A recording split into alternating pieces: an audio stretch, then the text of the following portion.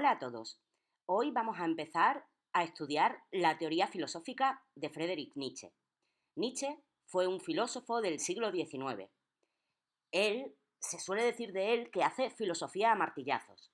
¿Por qué? Bueno, pues porque va a criticar todas las teorías, bueno, casi todas las teorías anteriores. Podemos salvar, por ejemplo, a Heráclito.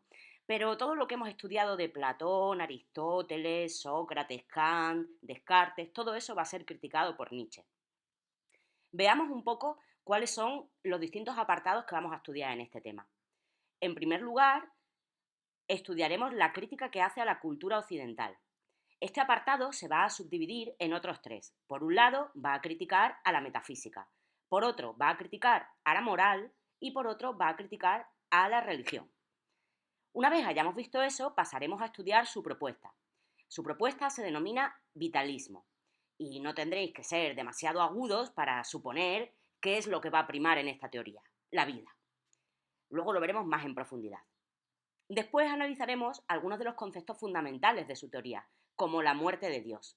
Uno de los personajes de su obra fundamentales, Así habló Zaratustra, en concreto el personaje se llama Zaratustra, va a decir que Dios ha muerto. Veremos qué significa exactamente esa sentencia. Y también veremos a qué se refiere Nietzsche cuando habla de el nihilismo. El nihilismo es un concepto o una expresión que quizás habréis escuchado en los últimos tiempos. En Nietzsche va a tener un sentido muy específico. Bueno, en realidad va a tener tres sentidos. Nietzsche nos va a hablar de tres tipos de nihilismo. Veremos detenidamente en qué consiste cada uno. Los últimos tres apartados de teoría, el superhombre, la voluntad de poder y el eterno retorno, van a referirse un poco a sus propuestas. En primer lugar, veremos qué modelo de ser humano va a proponer. Una vez que ha criticado todo lo anterior, veremos qué es lo que él propone. Después, veremos a qué se refiere con la voluntad de poder. La voluntad de poder es algo así como la fuerza que hace que el mundo avance, evolucione y continúe.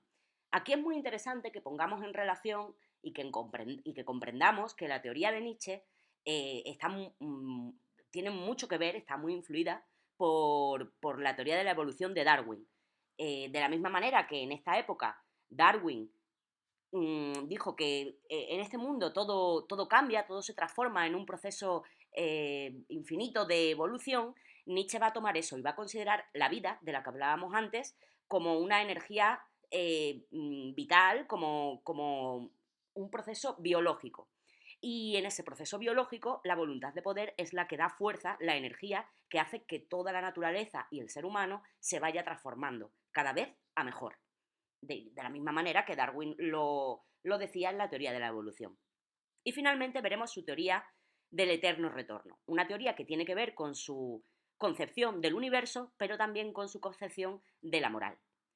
Por último, este tema tiene dos partes prácticas. Por un lado veremos un comentario de texto y también analizaremos algunos posibles temas para una reflexión personal o una disertación, una argumentación en la que podamos poner en relación las teorías de Nietzsche y en concreto las que aparecen en el comentario de texto con la actualidad. Y en eso consiste el tema que ahora vamos a comenzar.